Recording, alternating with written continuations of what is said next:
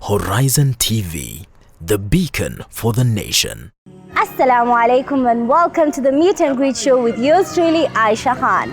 Today I'm going to meet a remarkably cool, calm and collected lady who loves figures, who loves reading and who loves research. She is an analyst at the Commission on Revenue Allocation. She goes by the name Maimuna.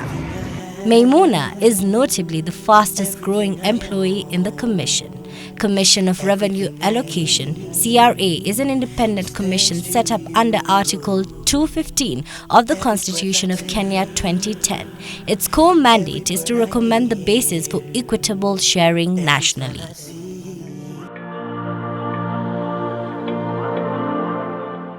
I'm joined by the very lovely Maimuna.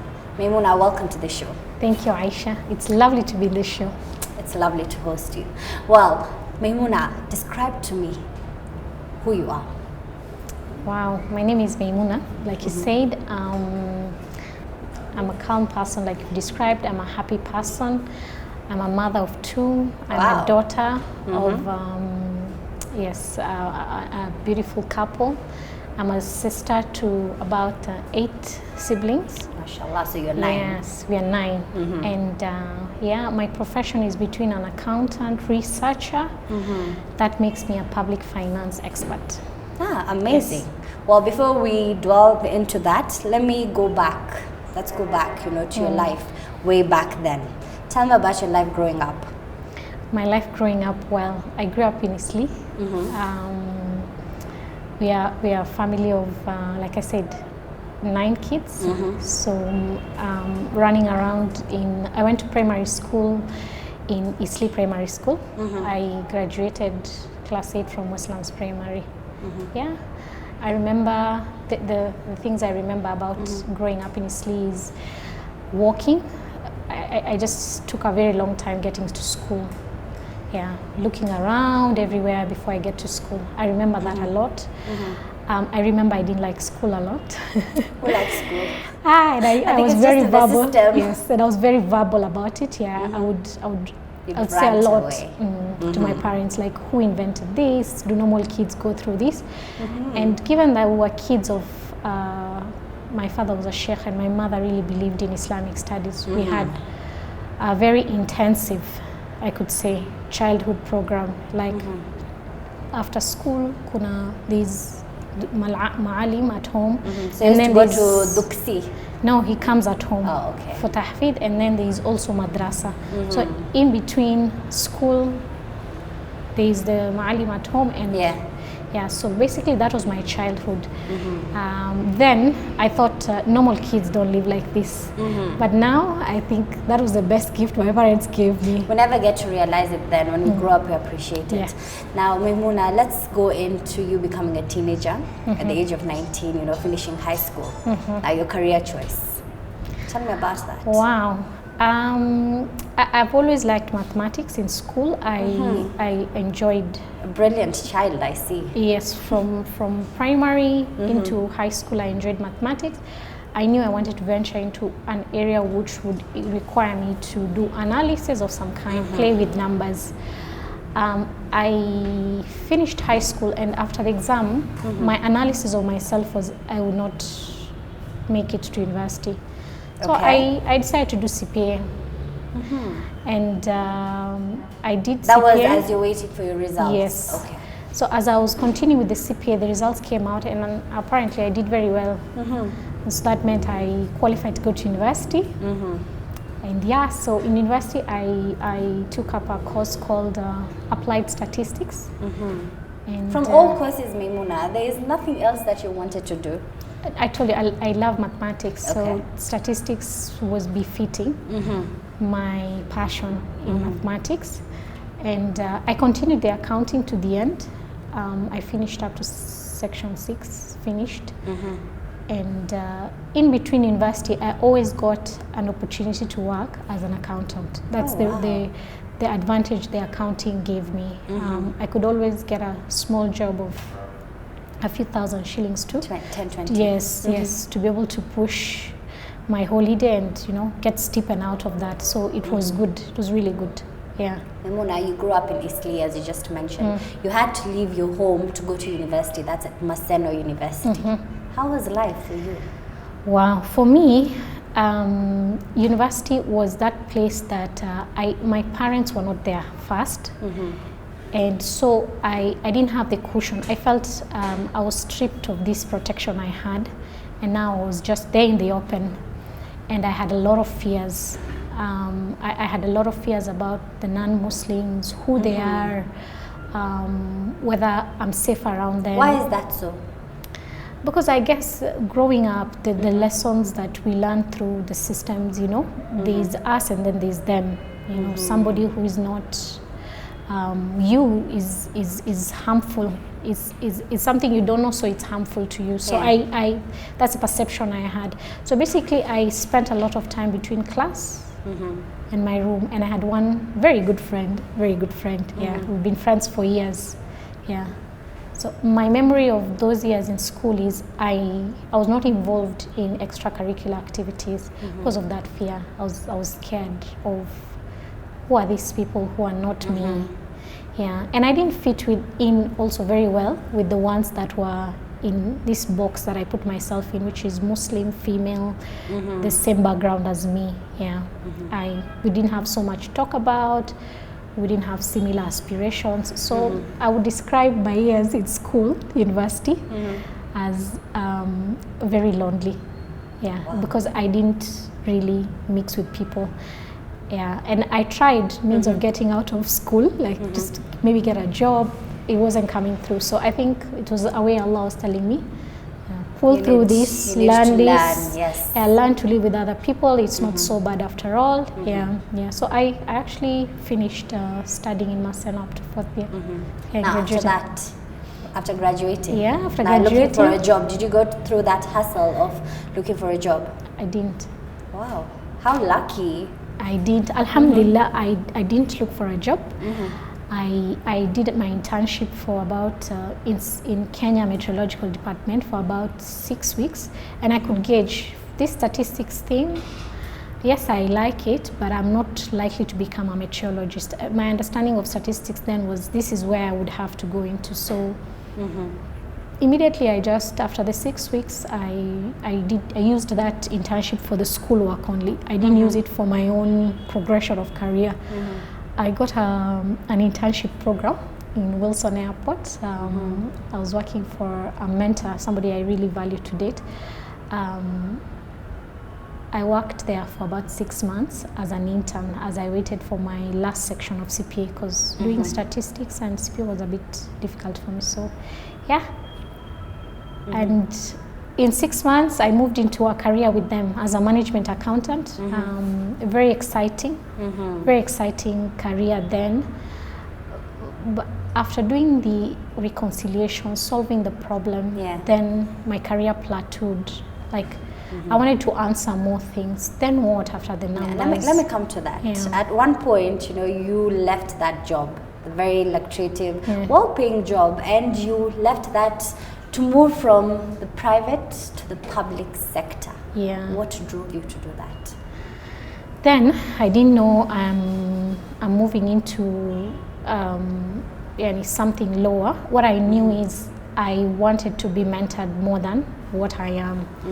Like, I knew there were people out there who knew more than me. That's just what I was clear about. Like, I don't know enough, and here I am progressing into this career. I mean, there must be something. There must be other people who know how to solve these problems. Because then I struggled with a lot of management issues, administration, things I didn't know how to solve. Numbers I understood very well, but people skills, managing projects with people, learning more than the numbers. What is said about those numbers outside, the environment outside, that I didn't know. So I wanted to just experience that, learn from others. So I joined government to do that. So what was the shift like? Because here you are, you had a very good position, you had everything done for you, then you go to somewhere else, which the pay isn't so good, and then again you have to do all the dirty work. Tell me about that. Wow, for me, I I was clear why I was there. I wanted to learn. That was clear for me. I wanted to learn something else, a different experience from the one I was in. So first lesson was for me humility. Yeah, I learned to be humbled. After all these things were stripped from me, could I still be Maimuna? Yeah. What are those things? Give me an example of how it felt exactly. Yeah, so in my previous job, the accounting work I did, someone went to the bank for me, deposited the checks, delivered the checks, someone answered the calls, and I would decide when to answer back that call, or dismiss it, or just follow up later. I had that liberty in the accounting profession. In research, I had to do the calling myself. And get rejected. And then I call and somebody rejects my call, somebody else is angry, and I'm the person they vent out to. And I report back to my supervisor. I must report a result. And given that I was a person who I thrived in perfection, in delivering something. So I struggled going back to my supervisor to say, I called them and this is what, I couldn't do their story. Like the person banged the phone or they insulted me, I couldn't do that. So it was a humbling experience for me. I strengthened my speaking skills on the phone. Yeah. It's something that's an asset to me even now as I look at myself, alhamdulillah. Let me just go back to religion. You know, way back you believed that there was a segregation between Muslims and non-Muslims. And here you are working in the government where all faiths exist. Now, how did your perception shift from having, growing up and being told, you're supposed to just mingle with the Muslims and then other people come next? Now, that had to change because here I was in the field. And surprisingly, if I said, where's your home county? And I say, my father comes from Wajir. And they say, oh, I lived there for many years. And they'll talk about Muslim Islam from an insider perspective, like they are part of, and then I'd ask them, and remind me again your name, and there are John, there are Mary, there are Peter. It was a shift for me, like there are people who experience, understand Islam the way I understand it. They're just not Muslims. They view life, and when I interacted with them, they had the same issues as me. The view of the world. They wanted the world to be a better place for their children, for themselves, for their families. So ultimately, we all wanted the same things. And now I started shifting my thinking that I wasn't better than anyone else. If anything, I could learn from these people quite a bit. Yeah. And just because we had different faiths doesn't mean that I was better than them. Wow. Yeah. We'll be taking a short break, so do not move a muscle. As in the next segment, we will continue with this beautiful conversation. Horizon TV, the beacon for the nation. Welcome back to the show. For those of you who are joining us right now, I am with the very lovely, beautiful and intelligent Maimuna, a lady who advises the government on revenue and expenditure. Welcome back to the show. Thank you, Aisha. Maimuna, the government is investing a lot in skilled labor. So we have something like TVETs. Now, you having a degree, a master's degree, so should I just put it as so many degrees? What counts? Is it the papers or skills? To be honest, skills are very important. In my profession, if I could take back time, I probably would not do a degree. Wow. I have seen that skills, and today the world is so is technological. There is so many, so much you can learn from the internet, and a degree locks up a person to a certain profession. And today you could be anything you want to be. I thought, like I said at the beginning, I'm a mathematician. That's what I thought. But during my journey throughout my master's program, I realized I struggled to write. So now I had to become a... How long did it take you to finish your master's? 5 years. Oh my. I took a long time because I think I took too many things at the same time. So I got married just when I'm doing this master's program. A few months into it, I was pregnant, and I have a full-time job. That I presume you didn't like too much. This job at that time was not the government job, actually. It's another job I went into of finance, and I didn't like it. It wasn't a job I liked to go to in the morning. And so my master's program, that's the reason it took a long time. And that 5 years, I learned quite a bit. My English writing skills improved, my research writing skills improved, yet I was saying I'm a mathematician, so that means I don't have to write.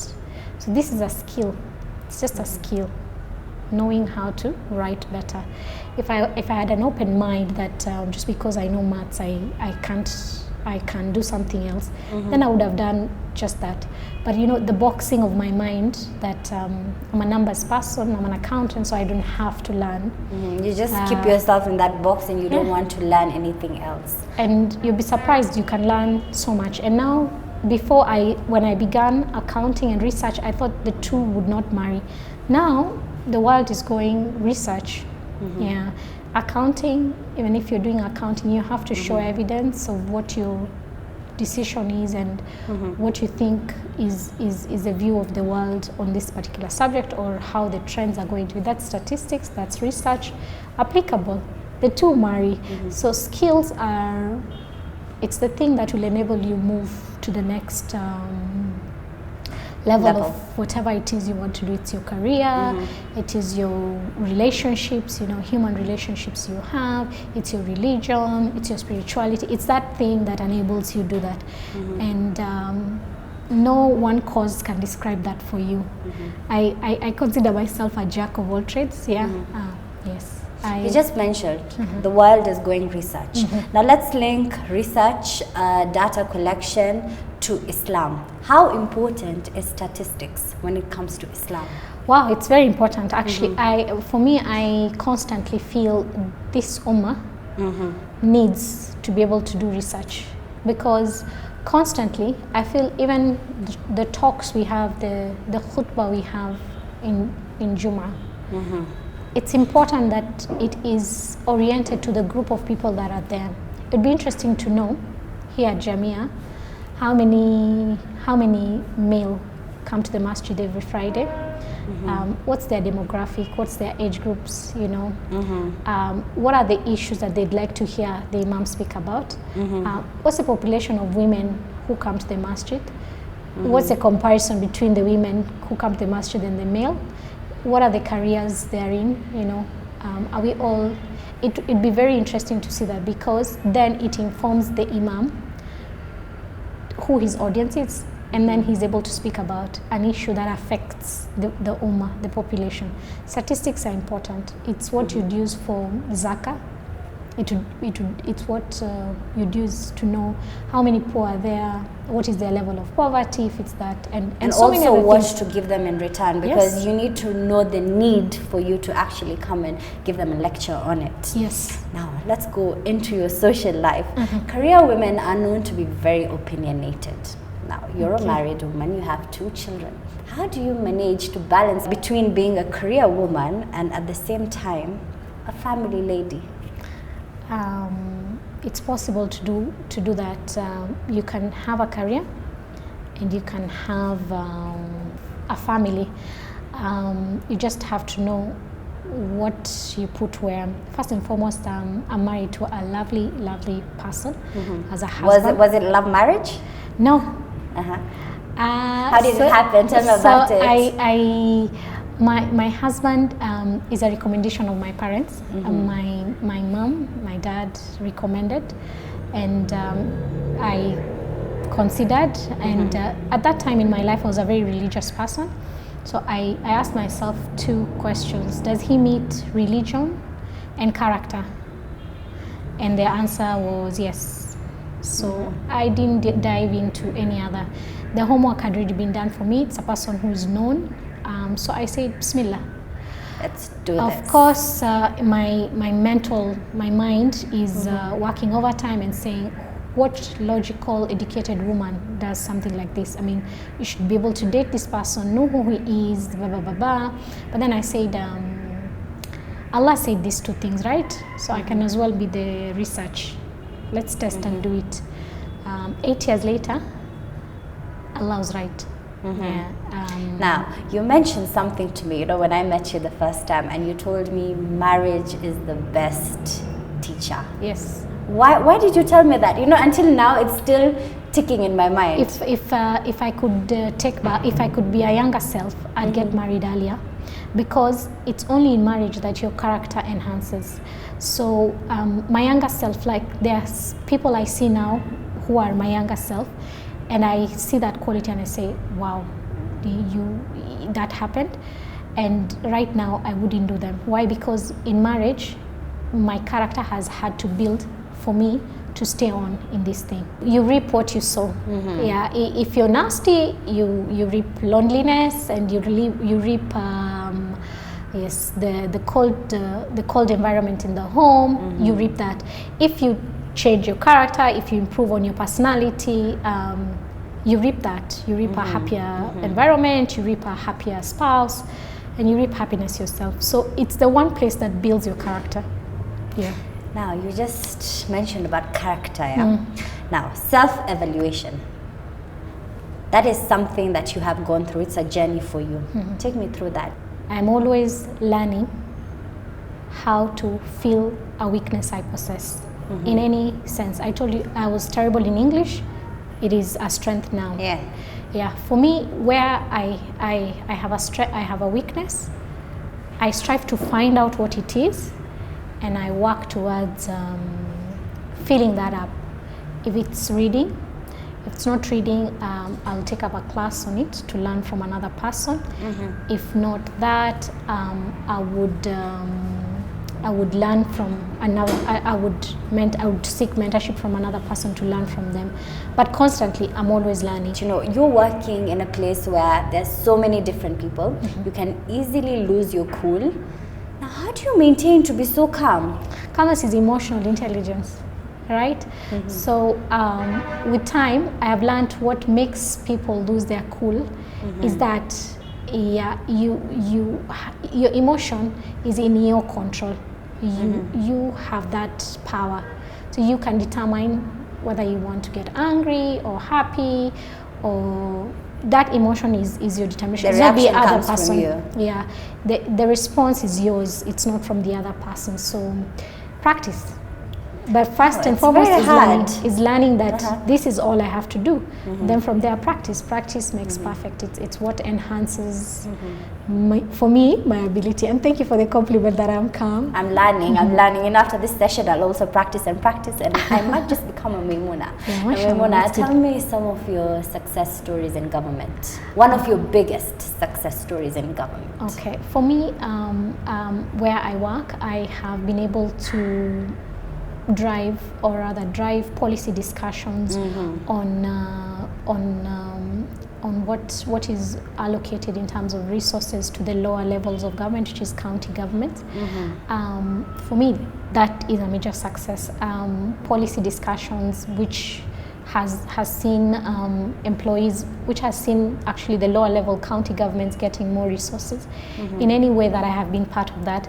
And for me, my successes, I look at my ability to be appointed into presidential committee, sit there and make a contribution representing my organization. For me, that is one of my greatest achievements in terms of giving to government, yes. Which is Islam generally, yeah. You're also part of this very big success story, Pesa Mashinani. Tell me about that. Okay. So there was some work on my desk level, and I pick budget documents and review through it and read through it. We came up with an analysis of that, and it showed this level of government is using resources on these functions, and this level is using this. And that sparked debate on the subject that we need to see county governments getting more resources than at the lower level than county government, which brought up a committee that was set up by the president to try and analyze that. And being part of such a wonderful big thing, mashallah. A wonderful analysis that sparks policy discussion, for me is a great achievement. Alhamdulillah. To wrap this show up, Maimuna, there's something interesting about you. You love mentoring young girls. Oh yes, every young person I see myself in them. You know, the lack of confidence, the not being sure about what they are doing, the questions that they're asking themselves. And I say, this is my chance to speak to my younger self. And what would I want to have had in my younger self? That, hey, it's okay. Making 1-2 mistakes is okay, but you make it through. And so for me, it's a passion. I'm constantly mentoring young people, young women especially, because we are few in the public sector, you can see. We are few in the professional world. And we are constantly behind. For one reason or another, something is pulling us behind. Socialization, thoughts about ourselves, we're not good enough, and for me to be able to lift even one, to make them feel better about who they are. My siblings describe me as the cheerleader. If I can cheerlead you to your career, to your progression, whatever it is that you want to achieve in your life, if I can be able to, I can enable you to see yourself for what you are, then alhamdulillah, I think for me that's a great joy at the end of the day. That's extremely, extremely beautiful. Thank you so much, Maimuna, for making time and gracing the Meet and Greet show. Thank you. Well, we have come to the end of the Meet and Greet show, and from Maimuna's story, we come to learn that self-evaluation and self-discovery is the secret to life. I have been your host, Aisha Khan. Goodbye for now. Until next time.